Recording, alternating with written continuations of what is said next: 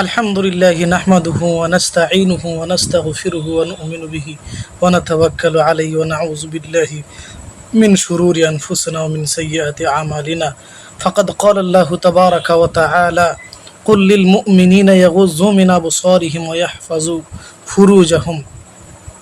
মহতরম দোস্ত বুজুর্গ, আল্লাহ সুবহানাহু ওয়া তাআলা নবীকে উদ্দেশ্য করে বলেন, হ নবী, আপনি মানুষগুলোকে, আপনার উম্মতকে আপনি এই কথা শোনায়া দেন, তারা যাতে নিজের চোখের হেফাজত করে আর নিজের যাতে শরমগার হেফাজত করে।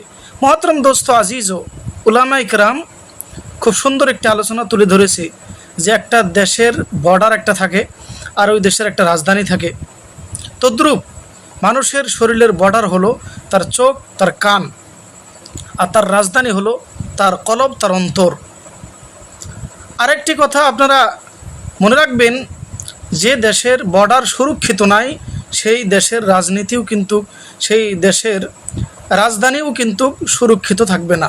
অর্থাৎ যে দেশের বর্ডার সুরক্ষিত আছে সেই দেশের রাজধানীও কিন্তু সুরক্ষিত থাকবে।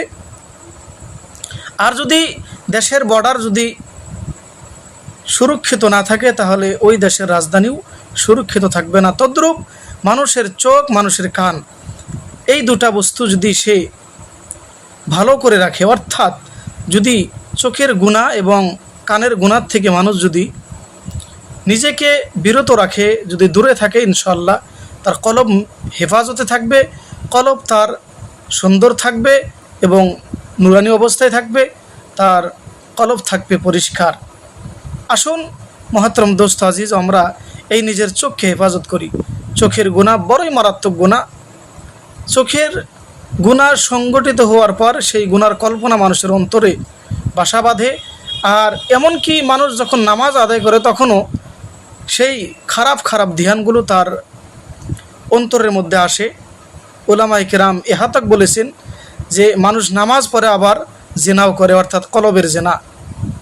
যদি আপনি খারাপ একটা পিকচার কিংবা তো খারাপ ভিডিও আপনি দর্শন করার পরে যদি নামাজের নিয়াত বেঁধে নামাজ যদি আপনি আরম্ভ করেন, তাহলে দেখবেন ওই কল্পনা আপনাকে নানান ধরনের কষ্ট দিবে। ওই কল্পনা আপনার মনের মাঝে আসবে এবং আপনার নামাজকে ক্ষতি করার চেষ্টা করবে। যদি আপনি অন্য কোনো গুনাহ করেন, করার পরেই শেষ হয়ে যায়, কিন্তু চোখের গুনাহ এমনই, কানের গুনাহ এমনই, যেটা মানুষের অন্তরে বাসা বেঁধে থাকে, সহজে সেখান থেকে বিদায় নেয় না। বছরের পর বছর সেই গুনাহ মানুষের ধ্যানে মগ্নে ব্যস্ত হয়ে থাকে। সুতরাং আসুন আমরা নিজের কলবকে যদি পরিষ্কার করতে চাই, তাহলে বেরাদারানি মিল্লাত, প্রিয় উপস্থিতি এবং প্রিয় দর্শক, আপনারা আমার কথা মনে না করে, এটা কোরআন হাদিসের ব্যাখ্যা, বিভিন্ন উলামায়ে কেরামের মন্তব্য থেকে, বিভিন্ন উলামায়ে কেরামের বায়ানাত থেকে এই কথাগুলো আমি নোট করে আপনাদের এখানে আমি বয়ান করলাম।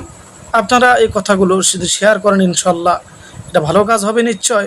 আর আমার চ্যানেলটা আপনারা সাবস্ক্রাইব করবেন। যদি ফেসবুকে দেখে থাকেন তাহলে কথার জমজম একটি পেজ আছে আমার, আপনারা সেখানেও ফলো করতে পারেন। ভাইরা সাথে থাকেন, ইনশাল্লাহ আমি এইভাবে ভালো ভালো কথা আপনাদের খেদমতে পেশ করার চেষ্টা করব। ওমা আলাইনা ইল্লাল বালাগ। আসসালামু আলাইকুম ওয়া রাহমাতুল্লাহ।